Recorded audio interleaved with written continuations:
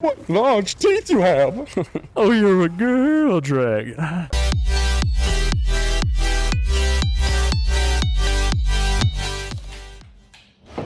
I think the big thing, and I said it earlier, is difficulty within reason. Like it's like it feels doable, and it feels doable, and you're enough where like you get the one more try. It's like just one more. Like let me give it one more go before I call it quits. And then before you know, it's been bitch.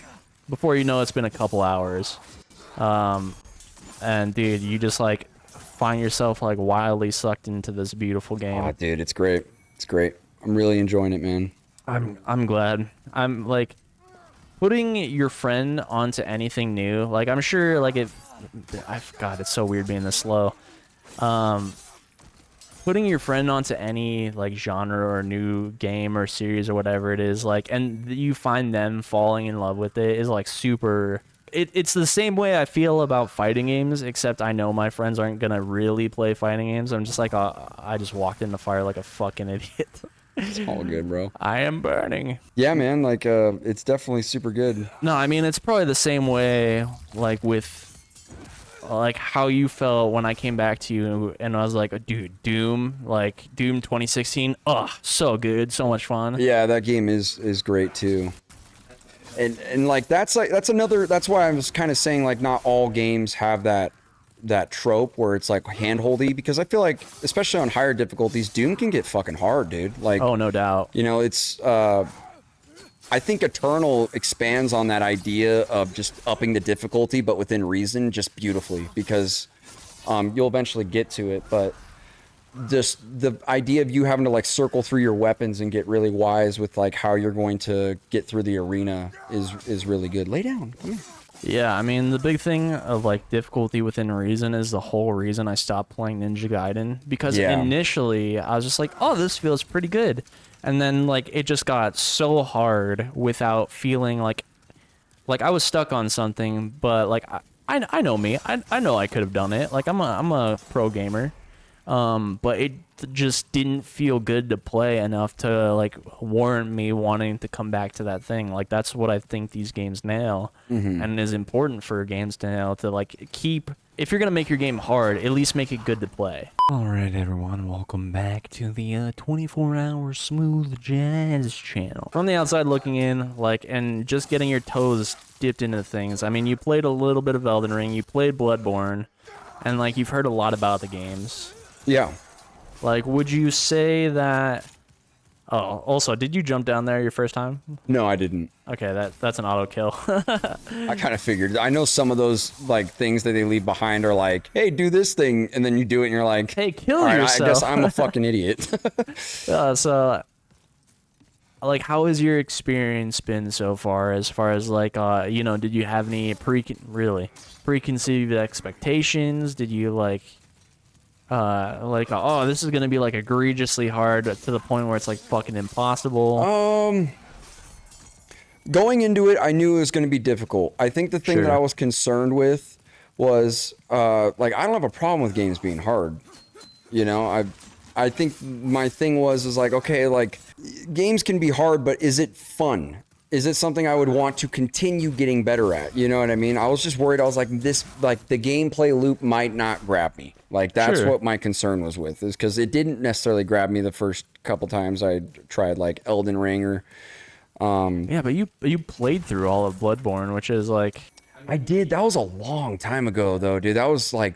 I actually remember when I bought that game, I was living in this house, like, with a bunch of my buddies when I was 19, dude. I mean, it was a long time ago, dog. Like, I'm 27, so it was like damn near 10 years ago I played Bloodborne. It's been a long time, dog. You don't even like think about it like that. Like it feels like yesterday. It really does feel like yesterday. It does, but it's just, yeah, like when you really think about it, you're like, fuck, that was that was a minute ago. Like, that was damn near 10 years ago. I was like 18, 19 years old when I played Bloodborne. It's been it was when it came out. It was like 2015, 2016. I think Bloodborne came out 2014. I think that was like a launch title with the PS4. Oh, then I didn't buy it when it came out, then, because I was definitely living on my own in that house. Well, not on my own, but living, like, I moved out of my parents' place. I was 19, I want to say. No, I was 19. I was 19. I'm trying to remember. My bad. No, you're good. You're good. But no, I really enjoyed it. I thought it was cool. It took me a minute to get the gameplay down, the gameplay loop, because I went in like a fucking idiot and just button mashed, just thinking that was the way to get through it. And then, just over time started to understand what the game had to offer. And it was cool. I liked the like vampire-esque kind of art style. Yeah, gothic. Careful with this shit. Yeah, I mean, like... yeah, there's a guy up above. Before, like... Man, there's not really... I barely remember, it's what I'm saying. No, sure, but when you're getting into these types of games, there's not, like, really a good primer of, like, oh, you played this game, you should be fine. Like when it came to, like, now, I mean, there's a shit ton of games that are, like, akin to it, but back in the day... There's another motherfucker? Ooh. I'm that guy. We'll just wait under there. I can see through space and time. And there's Cody. that item there too. Yeah, you got it. I can't. I don't think I can get behind there. That's a drop down. Oh yeah, you might be right. But yeah, dude. So far, I think my expectations are. I wouldn't say surpassed. I've been hearing a lot of good things about the game, so it's hard to say they were surpassed. There was a lot of hype, but the thing that I like to do is, regardless of people saying like, oh, this game's shit, or if this game's the greatest thing ever made, I like to put all of those expectations to the wayside. You're really doing this? And just, okay. All right, we can get those back, no problem. So I like to put those expectations to the wayside. Sure.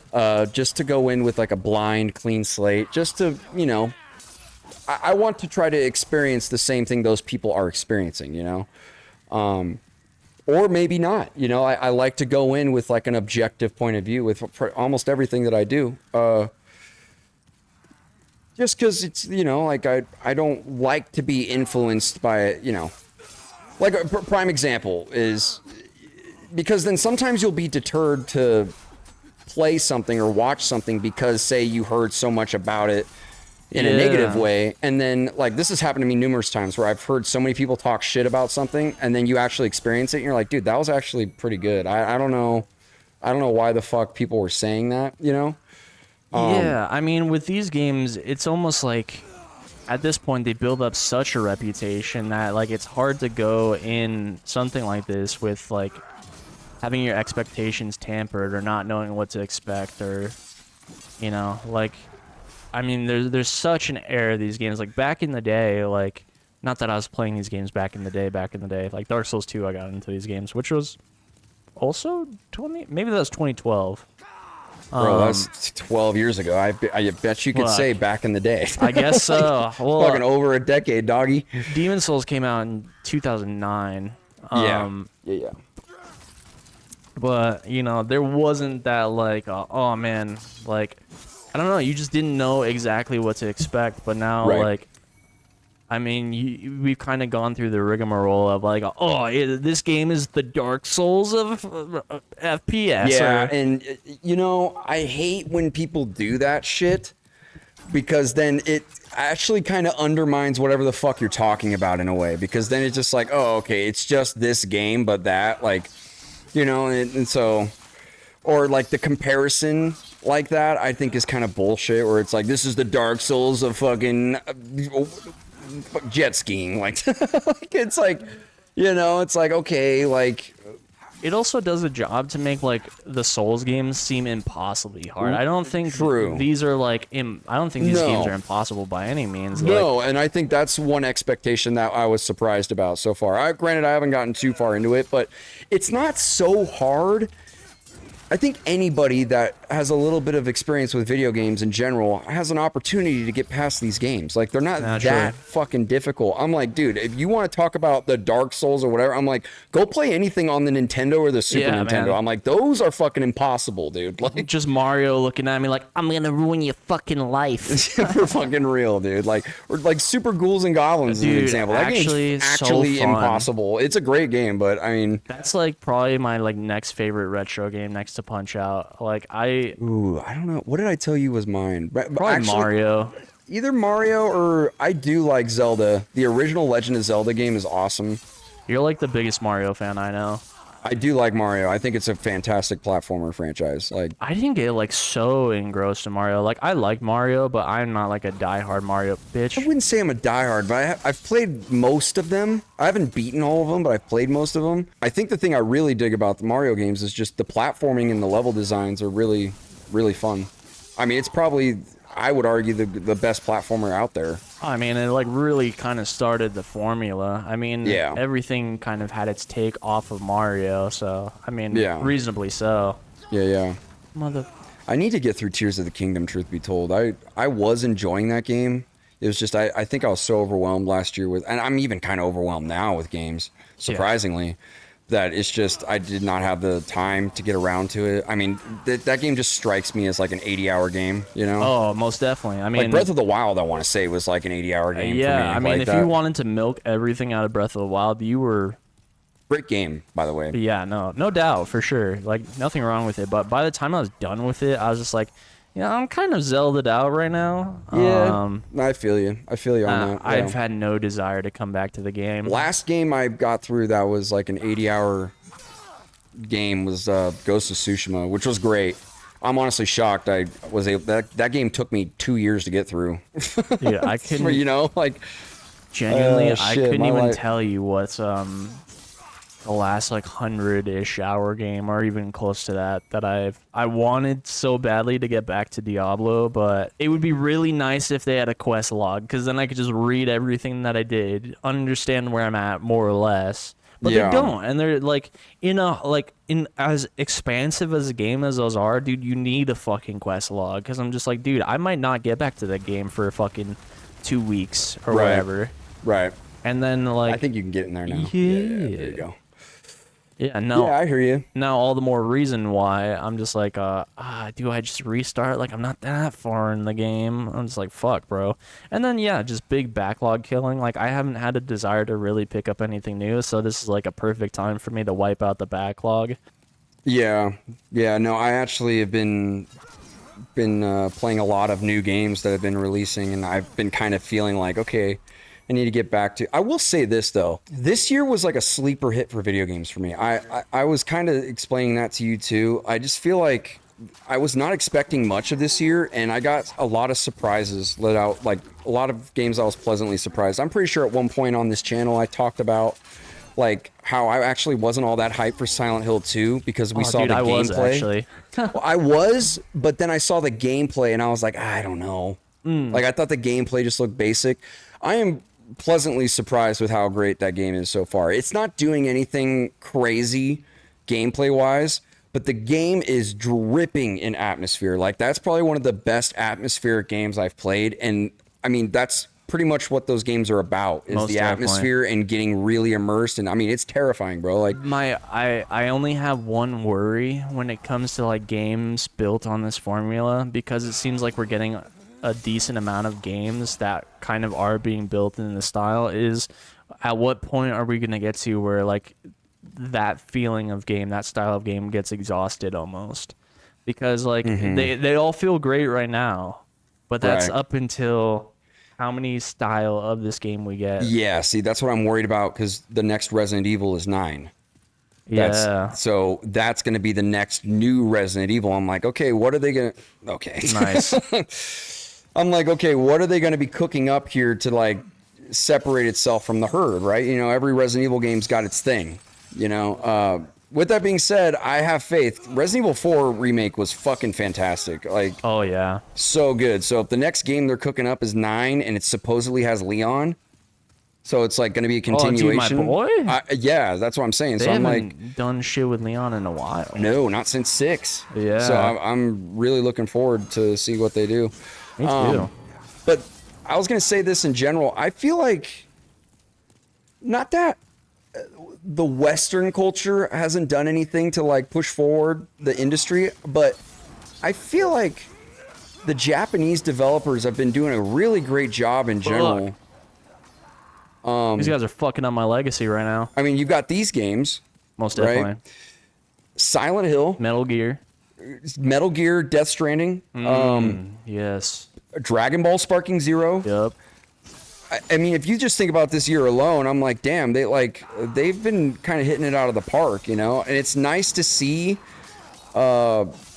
games outside of America kind of building their success on the mainstream of the US. Like I heard Silent Hill 2 like already sold like 1.5 million copies. It's incredibly successful. Sparking Zero on day one was at 3 million. Yeah, so I mean that's successful as fuck. Very. I mean, especially for, you know, like I feel like back in the PS2 era, you would get games developed by Japanese, but I feel like Japanese developed games were still kind of a niche thing. You would have your hits like Final Fantasy and whatnot and Resident Evil, but anything outside of that was still kind of like you had to hear about it word of mouth. Which I'm sure there's other franchises I'm missing out on, but it's just nice to see that those games get the same love as like games that are pushed in America made by like American developers. I think that's cool. Yeah, I mean, the idea of what AAA has just gone down dramatically so much over the years that... Yeah, I think gamers are like waking up to the just like, all right, fuck this. I don't care how much money was pumped into it. Is it good? I think that's a good thing for the industry because then, God. You know, people are the developers that are, you know, part of the machine that is the gaming industry will, you know, put the money into what we want. You know, they're basically looking at like, what are they buying?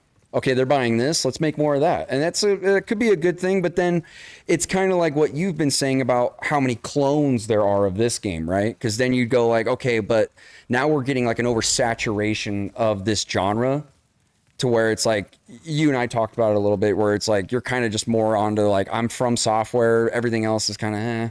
Yeah, I mean, like